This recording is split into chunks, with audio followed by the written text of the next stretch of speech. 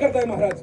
आम्ही तुमचं दर्शन घ्यायचं तर तुम्हीच आमचं दर्शन घेऊन आम्हाला लाजवलंच म्हणायचं. पांडुरंग हरी, पांडुरंग हरी, पांडुरंग. मंडळी, हा तुक्या तुमच्या पायावर नतमस्तक झाला यात मला वाईट वाटण्यासारखं काय ते, कारण माझ्या पंढरीच्या पांडुरंगाचं अस्तित्व चराचरात सामावलेलं आहे. यदा कदाचित तुमच्या पायावर नतमस्तक होता क्षणी तुमच्या पायाची धुळ्या त्याच्या कपाळाला लागावी आणि प्रत्यक्षात माझ्या पांडुरंगाचा साक्षात्कार होऊन मग दर्शन घडावं म्हणून तुमच्या पायावर नतमस्तक झालो. परंतु आपण आहात कोण?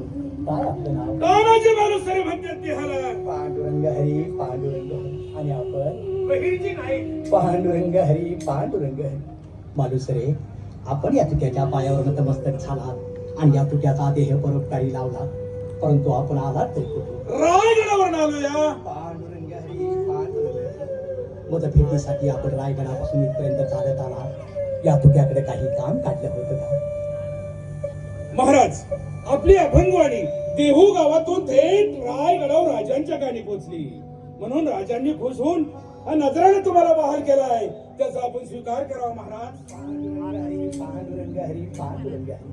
मंडळी, म्हणजे पामराची तोडकी बोडकी काय ती अभंगवाणी तीही रायगडाच्या पायथ्यापर्यंत जाऊन उभ्या महाराष्ट्राच्या जाणत्या राजाच्या माझ्या शिवाच्या कानावर जाते.